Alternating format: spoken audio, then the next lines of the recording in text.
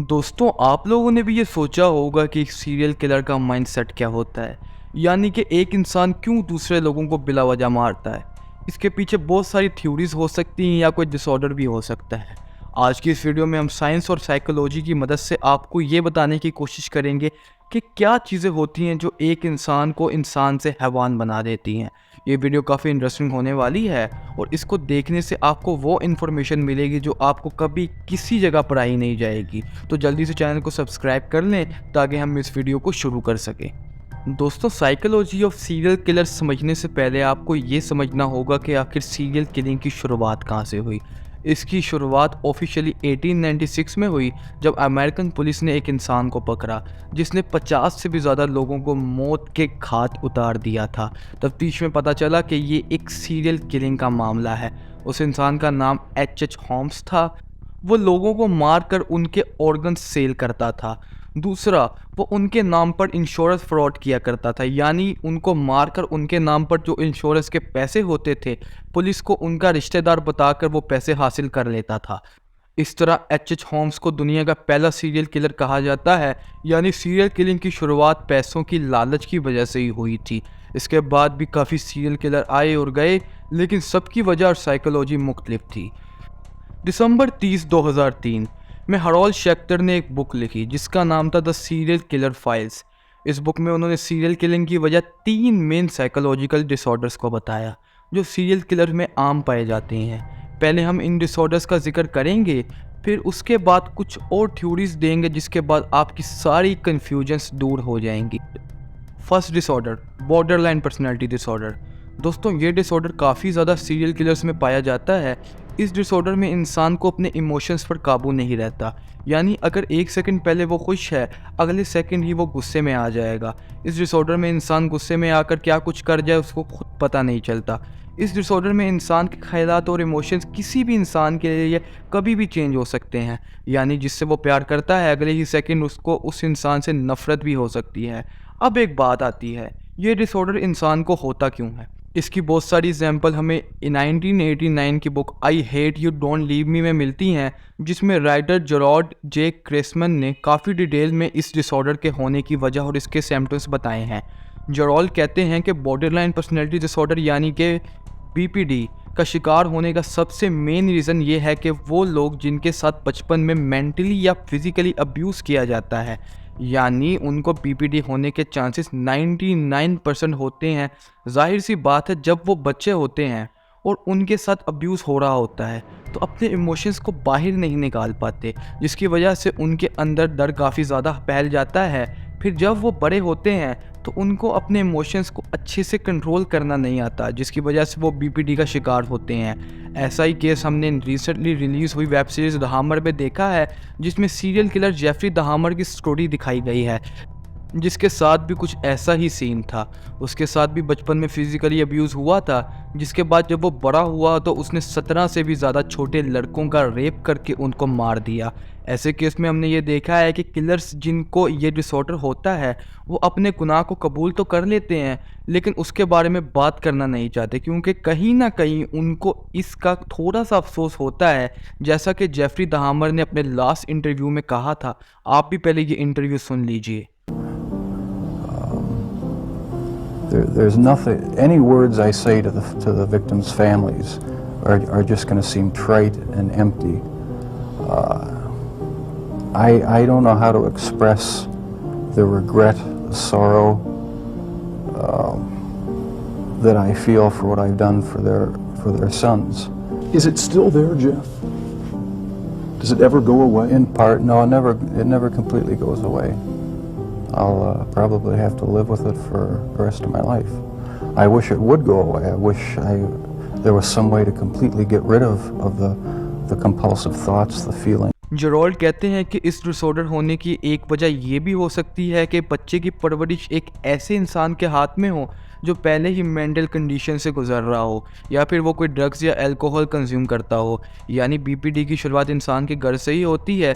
BPD होने की वजह ये भी है कि पेरेंट्स अपने बच्चों पर ज़्यादा ध्यान नहीं देते, जिसकी वजह से बच्चे काफ़ी अकेले हो जाते हैं और वो अपने आप में ही अपने अंदर एक पर्सनैलिटी बना लेते हैं, जिसको हम मल्टीपल पर्सनैलिटी डिसऑर्डर भी कहते हैं। इस डिसऑर्डर में इंसान के अंदर एक और इंसान जन्म ले लेता है। अब वो पर्सनैलिटी अच्छी भी हो सकती है, बुरी भी। इस कंडीशन में इंसान को याद ही नहीं रहता कि उसकी दूसरी पर्सनैलिटी ने कोई क्राइम भी किया है। ऐसा ही केस हमने जॉन वेन गेसी का देखा था, जो इसी कंडीशन से दो चार था।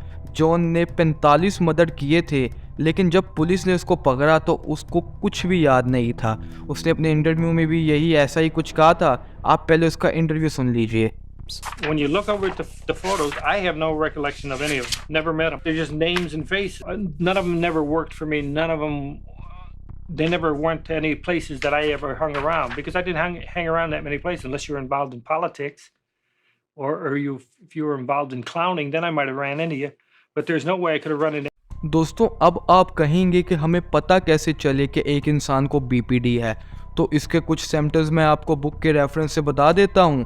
फर्स्ट सिम्टम, वो लोग जिनको बॉर्डरलाइन पर्सनैलिटी डिसऑर्डर होता है, वो लोग अकेले हो जाने से डरते हैं, मतलब उनको अकेले रहने से डर लगता है। सेकंड सिम्टम, बीपीडी के शिकार लोगों का रिलेशनशिप अपनी फैमिली मेम्बर्स या किसी के भी साथ काफ़ी ज़्यादा अनस्टेबल होता है। यानी आए दिन उन लोगों की अपनी फैमिली मेम्बर्स के साथ लड़ाइयाँ और हाथापाई होती रहती है। थर्ड सिम्टम, बीपीडी के शिकार लोग अपने आप को ही हार्म पहुंचाने की कोशिश करते हैं।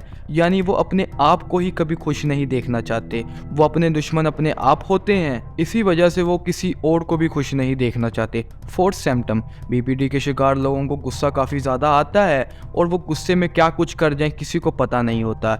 इसलिए अगर आपको अपने फैमिली मेम्बर्स में ऐसा कोई इंसान नज़र आए तो मेरी सलाह ये है कि आप उसको हौसला दें और उसको इस डिसऑर्डर से बाहर आने के लिए मदद करें। दोस्तों, ये तो बात हो गई बीपीडी की, लेकिन हर सीरियल किलर बीपीडी का शिकार हो ऐसा ज़रूरी नहीं है। एक और बड़ा डिसऑर्डर जो सीरियल किलर्स में पाया जाता है उसका नाम है एंटी सोशल पर्सनैलिटी डिसऑर्डर। 2013 में आई एक बुक साइकोपैथ एक्सप्लेन में राइटर मार्टिन गोसमैन ने इस डिसऑर्डर को ब्रीफली एक्सप्लेन किया है। मार्टिन कहते हैं इस डिसऑर्डर में इंसान को दूसरों की फीलिंग्स की कोई कदर नहीं रहती और इंसान को सिर्फ दूसरों की तकलीफ़ देखने में ही मज़ा आता है। अब ये डिसऑर्डर होता क्यों है? ये डिसऑर्डर होने की मेन वजह पेरेंट्स का अनसपोर्टेड होना, यानी घर में पेरेंट्स को बचपन से ही लड़ाई करते देखना, या फिर अपने पेरेंट्स को छोटी उम्र में खो देना और रिश्तेदारों की तरफ से बहुत बुरा रवैया होना। इस डिसऑर्डर के कुछ सिम्टम्स हैं, जैसे कि जिन लोगों को ये डिसऑर्डर होता है वो दूसरों के राइट्स की कोई वैल्यू नहीं रखते, बस अपने बारे में ही सोचते हैं। इस तरह के लोगों का मकसद सिर्फ लोगों को नुकसान पहुंचाना होता है। जैसा कि हमने बॉर्डरलाइन पर्सनैलिटी डिसऑर्डर में देखा था कि किलर्स को गिल्ट होता था कत्ल करने के बाद। इस डिसऑर्डर में चाहे वो किसी को भी मार दें उनको कोई गिल्ट नहीं होता, बल्कि वो तो बहुत खुश होते हैं। ऐसे डिसऑर्डर्स के लोग ज़्यादातर डेवलपिंग यानी तरक्की याफ्ता कंट्रीज़ में पाए जाते हैं, क्योंकि उन कंट्रीज़ में लोग अपने बच्चों से ज़्यादा पैसे कमाने पर तवज्जो देते हैं, जिसकी वजह से बच्चों को परवरिश अच्छी नहीं हो पाती और वो गलत रास्तों पर निकल जाते हैं। इस डिसऑर्डर की आखिरी स्टेज और सबसे ख़तरनाक स्टेज कैनिबलिज्म है, जिसमें इंसान को दूसरे इंसानों का गोश्त खाने में मज़ा आता है और वो उसके लिए कुछ भी कर सकते हैं। इस डिसऑर्डर के शिकार लोग लोगों को मैनिपुलेट करने में काफ़ी माहिर होते हैं। वो ज़्यादातर अपना शिकार लड़कियों को ही बनाते हैं। बहुत सारे serial killers like Ted Bundy, Charles Sobhraj ऐसी डिसऑर्डर्स का शिकार हैं। आप पहले इनका इंटरव्यू सुन लीजिए ताकि आप लोगों को अंदाज़ा हो जाए ये डिसऑर्डर कितना ज़्यादा ख़तरनाक है। About 2:30 in the afternoon. You are scheduled to be executed tomorrow morning at 7 o'clock if you don't receive another stay. What is going through your mind? What thoughts have you had in these last few days? We are your sons and we are your husbands. And we grew up in regular families. Do you deserve the punishment the state has inflicted upon you? That's a very good question, and I'll answer very honestly. I don't want to die. I'm not going to kid you. I'll kid you not. I deserve certainly the most extreme punishment society has, and I think society deserves to be protected from me and from others like me. That's for sure. दोस्तों इसके अलावा एक और बड़ा disorder जो कि serial killers में पाया जाता है वो है narcissistic personality disorder. Writer Barbara Leff ने अपनी book everything guide to narcissistic personality disorder में इस डिसऑर्डर को ब्रीफली एक्सप्लेन किया है।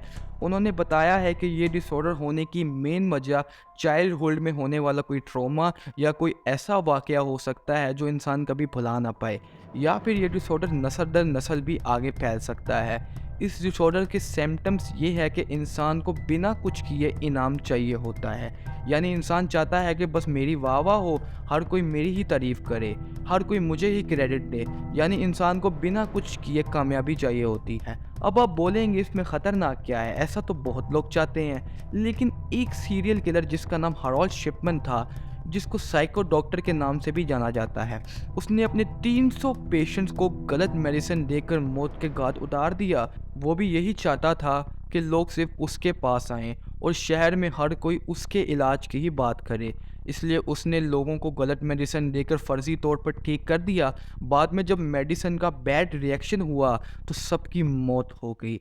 अब आपको पता चल गया होगा कि ये डिसऑर्डर कितना ज़्यादा ख़तरनाक हो सकता है। दोस्तों ये तो कुछ मेन डिसऑर्डर थे, इसके अलावा भी सीरियल किलिंग की काफ़ी वजूहात हो सकती हैं, जैसे किसी मूवी से इंस्पायर होकर किलिंग करना या फिर रेप करने के शौकीन जो सीरियल किलर बन जाएं वगैरह वगैरह। ये सब एक वीडियो में कवर करना इम्पॉसिबल है, इसके लिए मैं इसका दूसरा पार्ट जल्दी लेकर आऊँगा, मगर वो मैं तभी लाऊँगा जब आप इस वीडियो को लाइक करेंगे और चैनल को सब्सक्राइब कर देंगे। और मैं आपसे रिक्वेस्ट करूंगा हमारे चैनल को सपोर्ट करें ताकि हम आपके लिए ऐसे ही अच्छी अच्छी वीडियोस आगे फ्यूचर में लाते रहें। अगली वीडियो के लिए अपना ख्याल रखिए।